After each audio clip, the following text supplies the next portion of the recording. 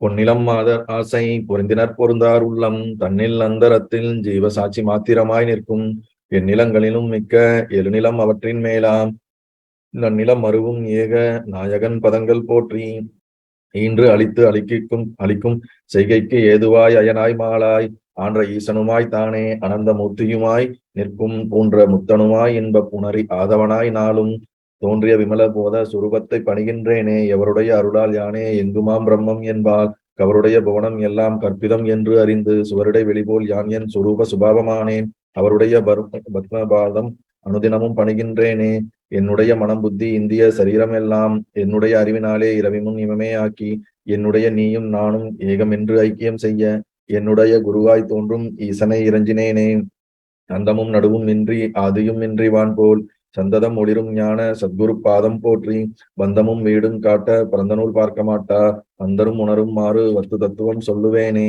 படர்ந்த வேதாந்தம் என்னும் பார்க்கடல் மொண்டு முன்னூல் குடங்களில் நிறைத்து வைத்தார் குறவர்கள் எல்லாம் காட்சி கடைந்து எடுத்து அளித்தேன் இந்த கைவல்ய நவநீதத்தை அடைந்தவர் விடைய மண் தின்று அலைவரோ பசியிலாரே முந்தனை வெங்கடேச முகுந்தனை என ஆட்கொண்ட கர்த்தனை வணங்கி சொல்லும் கைவல்ய நவநீதத்தை தத்துவ விளக்கம் என்றும் சந்தேகம் தெளிதல் என்றும் வைத்து இருபடலமாக வகுத்துரைத்து செய்கின்றேனே.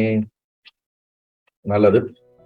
இக்குணங்களிலே விண் போன்று இருக்கும் சிற்சாயை தோன்றும் முக்கணங்களினும் தூயதாம் முதற்குணம் மாயையாகும் அக்குண பிரம்மச்சாயை அந்தர்யாமி மாயை எக்குணங்களும் பற்றாதோன் நிமித்த காரணமாம் ஈசன். இக்குணங்களிலே விண் போன்று இருக்கும் சிற்சாயை தோன்றும் முக்குணங்களிலும் தூயதாம் முதற்குணம் மாயையாகும் அக்குண பிரம்மச்சாயை அந்தர்யாமி மாயை எக்குணங்களிலும் பற்றாதோன் நிமித்த காரணமாம் ஈசன். இப்ப இதுல இக்குணங்களில் விண் போன்று இருக்கும் சிற்சாயை அப்படின்னா இக்குணங்கள் அப்படிங்கும் போது இந்த இடத்துல நாம அவ்வியக்தத்திலிருந்து வெளிப்படுகின்ற இந்த 3 குணங்களை நாம எடுத்துக்கொள்ள வேண்டும். 3 குணங்களிலும் விண் போன்றுனா ஆகாசம் போல் எல்லா இடத்திலும் சிற்சாயை, சிற்சாயைங்கிற வார்த்தை சப்தம் ரொம்ப முக்கியமானது. அதாவது பிரம்மத்தினுடைய இந்த இடத்துல சித்தினுடைய நிழல், சித்தினுடைய ஒரு பிரதிபிம்பம் அப்படின்னு எடுத்துக்கொள்ள வேண்டும்.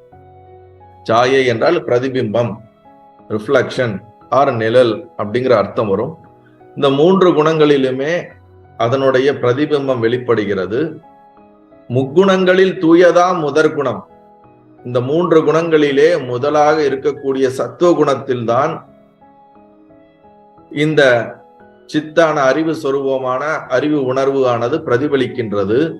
அப்படி தூயதாம்னா சத்துவத்தை தான் தூயதாம் என்றோம். அப்ப அந்த பிரதிபலிக்கின்ற அந்த தன்மைக்குத்தான் மாயை என்று அர்த்தம். நாம் இதுவரைக்கும் தத்துவ போதத்துல மாயை பார்த்திருப்போம், பல இடங்கள்ல மாயை பத்தி கேள்விப்பட்டிருப்போம். இங்க நம்ம அவ்வியக்தம், வியக்தம், மாயை இந்த 3 சப்தங்களையும் நம்ம புரிஞ்சுக்கணும். அவ்வியக்தம் என்பது வெளிப்படாம இருக்கிறது, பிரம்மத்தை சார்ந்து பிரம்மத்துக்கு நிழலாக இருப்பது போல ஒரு எடுத்துக்கொள்ள வேண்டும். அதுல 3 குணம் வெளிப்படாத இருக்கக்கூடிய தத்துவத்தை சொல்கிறார்கள். இங்க அதிலிருந்து அடுத்த நிலையான வெளிப்பட்ட 3 தத்துவங்கள். அந்த 3 தத்துவங்களிலே தூயதாம் சுத்தமான சுத்த சத்துவ குணத்திலே வெளிப்படுகின்ற பிரதிபலிக்கின்ற அந்த பிரம்ம தத்துவத்தை பிரம்மச்சாயை, அதான் அதுக்கு அடுத்து சொல்ற அக்குணம் பிரம்மச்சாயை. முதல்ல அந்த சத்துவ குணத்துல பிரதிபலிக்கக்கூடிய அந்த தன்மைக்கு தான் மாயை, உபாதியா இருக்கக்கூடிய மாதை.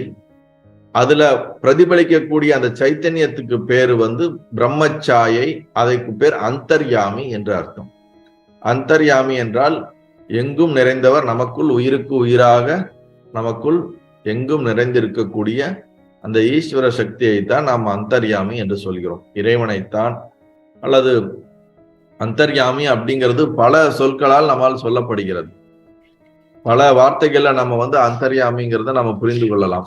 அதுக்கு பார்த்தோம்னு வச்சுக்கலாம், ஈஸ்வரன் சொல்ல முடியும், காரண சரீர சமஷ்டி அபிமானி என்று சொல்லலாம், அஞ்ஞான உபாதிக சைத்தன்யன், உபதீத சைத்தன்யன் என்ற பேர் இருக்கு, காரண உபாதிகள், மாயா உபாசகன், மாயாவி, மாயி, ஜகத்யோனி, அக்ஷரம், அனந்தமயம், அவ்வியக்தன், சகுண பிரம்மம், அவ்யாக்கிருதன். இது போன்ற எல்லா பேர்களுமே வெவ்வேறு பேர்களில் சொல்லப்படுவது எல்லாமே இந்த அந்தர்யாமியை தான் சொல்றோம். அந்தர்யாமி வேற யாரும் இல்லை, ஈஸ்வரனை தான் நம்ம அந்தர்யாமின்னு சொல்றோம். காரண சொரூபமாக இருக்கக்கூடிய அந்த சைத்தன்ய சொரூபத்திற்குத்தான் அந்தர்யாமி என்று சொல்லுகின்றோம். அப்ப இந்த இடத்துல 3 குணத்துல மாயை என்கிறது எங்க ஃபார்ம் ஆகுதுன்னா, இந்த சத்துவ குணத்துல வெளிப்படும் பொழுதுதான், அதுல பிரதிபலிக்கும் போதுதான் அதற்கு மாயை. எக்குணங்களிலும் பற்றாதோன் நிமித்த காரணமாம் ஈசன். இப்ப நிமித்த காரணம் என்ற ஒரு புதிய சப்தத்தை நாம இங்க பார்க்கிறோம். இது வரைக்கும் நம்ம கேள்விப்பட்டிருக்க மாட்டோம். அதாவது நிமித்த காரணம், உபாதான காரணம் என்று 2 இருக்கின்றது. இப்ப நான் இந்த சத்சங்கத்தை, இந்த கிளாஸை எடுக்கிறேன்னா, இந்த கிளாஸை எடுக்கிறதுக்கு நான் பயன்படுத்தக்கூடிய இந்த பொருட்கள் பாத்தீங்கன்னா லேப்டாப்பு, கேமரா, இது நான் என்னுடைய உடம்பு, இதெல்லாம் பயன்படுத்துறேன். ஆனா இதுக்கு ஒரு அறிவு எனக்குள்ள இருந்து இருக்குல்ல, இதை இப்படி செய்யணும்ன்ற ஒரு மூலமாக இருக்கக்கூடிய ஒரு அறிவு இருக்குல்ல, அந்த அறிவு தான் நிமித்த காரணம், அறிவு காரணம் என்று எழுதி கொள்ளலாம். அறிவு காரணம். இப்ப நம்ம ஒரு வீட்டுல ஒரு சமையல் செய்கிறோம் என்றால், சமையலுக்கு நாம் பயன்படுத்தக்கூடிய பொருட்கள் எல்லாம் உபாதான காரணம். அந்த சமைப்பவன் இருக்கிறான் பாத்தீங்களா, அவனுக்குள்ள இருக்கக்கூடிய அறிவு, அதுதான் நிமித்த காரணம். இந்த உலகம், இந்த சிருஷ்டி, இந்த படைப்பு, இவை அனைத்துக்கும் பயன்படுத்தக்கூடிய பொருட்கள் எல்லாமே உபாதான காரணம். எவன் சிருஷ்டிக்கிறானோ, எவனுக்கு இதை சிருஷ்டியை இவ்வாறு செய்ய வேண்டும் என்ற அந்த நிமித்தமாக அந்த அறிவு இருக்கின்றதோ, அந்த அறிவு சொரூபமாக யார் இருக்கிறார்களோ அவர்களைத்தான் நிமித்த காரணம், அவரைத்தான் ஈசன் என்று நாம் அழைக்கின்றோம். ஈஸ்வரன் என்ற அர்த்தம். இப்ப இந்த இடத்துல ஈஸ்வரன் தன்னுடைய சக்தியை பயன்படுத்தியதான் இந்த உலகத்தை படைக்கிறார். எப்படி சிலந்தி பூச்சி அதனுடைய வாயில் வரக்கூடிய உமிழ்நீர்களை வைத்துதான் அது வலை பின்னுகிறது. அப்ப அந்த இடத்துல அந்த உடம்புல இருக்கக்கூடிய அந்த எச்சில் தான் அதுக்கு உபாதான காரணம் வலை பின்னுவதற்கு. அதுக்கு நிமித்த காரணம் அதுவே தான். சிலந்தியோட அந்த அறிவு எவ்வாறு அது இப்படி பண்ணணும்னு அதுக்கு தோணுதோ அதுதான் நிமித்த காரணம். அதுபோல இங்க ஈஸ்வரன் அறிவு சொரூபமாக இருப்பதினால் அவன் நிமித்த காரணம்.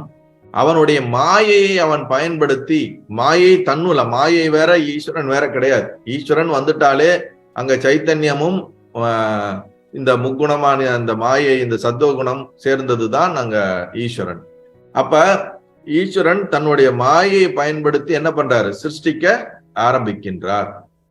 தன்னுள் இருக்கக்கூடிய தன்னுடைய சக்தியை பயன்படுத்தி அவரே அறிவாகவும் அவரே படைத்தல் போன்ற தொழில்களை செய்பவராகவும் இருக்கின்றார். அப்ப அவருதான் அனைத்திற்கும் காரணம் அப்படிங்கிறது புரிஞ்சுக்கணும். ஆனா இவர் எல்லாத்துக்கும் காரணமா இருந்தும் பற்றாதோன், என் குணங்களுக்கும் பற்றாதோன் அப்படின்னா, இந்த சைத்தன்யமாக இருக்கக்கூடிய இந்த பிரதிபிம்பம் ஈஸ்வரன் சத்வ, ரஜஸ், தமஸ் என்ற 3 குணங்களோடு சேர்ந்து அவன் அனைத்து செயல்களை செய்தாலும் இந்த குணங்களினால் எந்தவித பாதிப்பும் அடையாத தன்னுடைய சொரூபமாகவே எப்பொழுதும் இருக்கின்றான். சூரியனுடைய ஒளி பிரதிபலிக்கின்றது. 3 கண்ணாடிகள் இருக்கிறதுன்னு வச்சுக்குவோம். 3 கண்ணாடியில ஒரு கண்ணாடி ரொம்ப பிரைட்டா கிளீன் பண்ணி நீட்டா இருக்கிறது, இன்னொரு கண்ணாடி ஒரு டஸ்டா இருக்குது, இன்னொரு கண்ணாடி பிளாக்கா இருக்குது. அப்ப சத்துவம், ரஜஸ், தமஸ் என்பது போல சுத்தமாக இருக்க கண்ணாடியை சத்துவம் என்றும், அறகுறையா அழுக்கா இருக்கக்கூடிய கண்ணாடியை ரஜஸ் என்றும், கருப்பாக அதாவது பிரதிபலிக்காத தன்மையை கொண்டது தமஸ் என்றும் வைத்துக் கொள்ளுங்கள். இப்ப பிரம்மம் என்பது எல்லாத்திற்கும் சூரியனை போல பிரதிபலிக்கக்கூடியது, அதுல எந்த ஒரு மாற்றமும் கிடையாது. ஆனா இந்த குணங்களின் வேறுபாடுகளுக்கு ஏற்றாற்போல், கண்ணாடியுடைய தன்மைக்கு ஏற்றாற்போல் அதுல பிரதிபிம்பமானது மாறுபாடு ஏற்படும். கரெக்டா இல்லையா? நல்லா கிளீனா இருக்கக்கூடிய கண்ணாடி ரொம்ப பிரைட்டா ரிஃப்ளெக்ட் பண்ணும். அதே சமயத்துல அழுக்கா இருக்க கண்ணாடி அதற்கேற்றாற்போல் ரிஃப்ளெக்ட் பண்ணும். கருப்பா அதுல க்ளோஸ் பண்ணி இருக்கிறதுல ரிஃப்ளெக்ஷனே இருக்காது. அதுபோல இந்த சுத்தமாக இருக்கக்கூடிய கண்ணாடியில அந்த மொத்த ரிஃப்ளெக்ஷனும் அப்படியே வெளிப்படும். அப்ப அந்த ரிஃப்ளெக்ஷனுக்கும் அங்க இருக்கக்கூடிய சூரியனுக்கும் வித்தியாசம் என்பது ஒன்றும் இருக்காது. அதனாலதான் நாம் என்ன சொல்றோம்? பிரம்மம் என்பதும் ஈஸ்வரன் என்பதும் ஒன்றுதான். ஏனென்றால் இங்க மாயையை தன்னுள் அடக்கி வைத்திருக்கின்றார். தன்னுடைய சுய சங்கல்பத்தினால் அதை இயக்கக்கூடிய தன்மையை கொண்டிருக்கிறார் ஈஸ்வரன். நல்லா புரிஞ்சுக்கணும். ஈஸ்வரன் எதற்கும் அடிமைப்பட்டவர் அல்ல, எந்த குணத்திற்கும் பற்றுதல் கொண்டவர் அல்ல, சுதந்திரமானவர், சர்வஞானி, சர்வவியாபி, சர்வஞத்துவம் கொண்டவர்.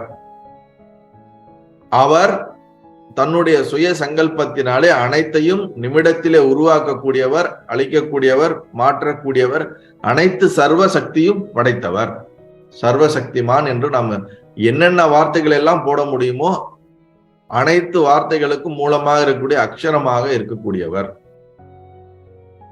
ஓம்கார ரூபமாக இருக்கக்கூடியவர். அப்ப எல்லா குணங்களும் இருந்தாலும், எல்லா குணங்களோடு சேர்ந்து இயங்கினாலும், அந்த குணங்களை வைத்து அனைத்து படைப்புகளை செய்தாலும் அவர் எந்த குணத்திலும் பற்றில்லாமல் அவர் சைத்தன்ய ரூபமாக அப்பழுக்கற்ற அந்த சொரூபமாகவே இருக்கின்றார். அப்படிங்கிறத இங்க நமக்கு சொல்றார் ஆச்சாரியர். அதாவது இந்த 3 குணங்கள்ல இந்த ஃபர்ஸ்ட் இந்த பிரம்மத்தோடைய பிரதிபிம்பமானது, சாயையானது விழுகின்றது.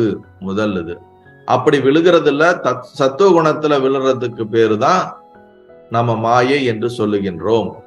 அதுல விழக்கூடிய சைத்தன்ய ரூபத்துக்குத்தான் அந்தர்யாமி என்று சொல்லுகின்றோம். புரியுதா இல்லைங்களா? அக்குண பிரம்மச்சாயை, பிரம்மத்தினுடைய நிழல், பிரம்மத்தினுடைய ரிஃப்ளக்ஷன் அப்படின்னு எடுத்துக்கலாம். நிழல் எடுத்துக்கூட பிரம்மத்தினுடைய ரிஃப்ளக்ஷன். அது மட்டும் இல்லாமல் எந்த குணத்திலும் பற்றில்லாத இருக்கக்கூடிய அறிவு காரணமாக யார் இருக்கிறாரோ அவர்தான் ஈசன். சத்வ ரஜ தம முக்குணங்களில் வானம் போல் அசையாது எங்கும் பறந்து நுண்ணியதாய் உள்ள சித்தின் பிரதிபிம்பம் தோன்றும். இந்த முக்குணங்களிலும் தூயதாக விளங்கும் சத்துவகுண மாயை என்று சொல்லப்படும். அந்த சுத்தமான சத்துவகுணத்தில் தோன்றிய பிரதிபிம்ப அந்தர்யாமியாகும். எல்லா பொருள்களிலும் நிறைந்து இருப்பனவாகும். ஏனைய ரஜோ தம குணங்களில் இந்த ஈஸ்வரனை பற்றற்றதால் அவனை தனது சரீரமான மாயை யான் எனது என்னும் அபிமானம் இல்லாத இருப்பான். அதாவது ஈஸ்வரனுடைய சரீரம் எதுனா மாயை தான். ஆனா அந்த சரீரத்தோடு பற்றுதல் அற்று நமக்கு எல்லாருக்கும் நான் எனது என்ற ஒரு உணர்வு இருப்பது போல் அவனுக்கு இருக்காது. அவனுக்கு அந்த சரீரத்தின் மேல அபிமானம் இல்லாததினால் அவன் சொரூபத்திலே முக்தனவன். அவன் உலகிற்கு நிமித்த காரணமாகிய ஈஸ்வரன் ஆகும். அப்படிங்கிறத அந்த பாடலுடைய அர்த்தம். நல்லது.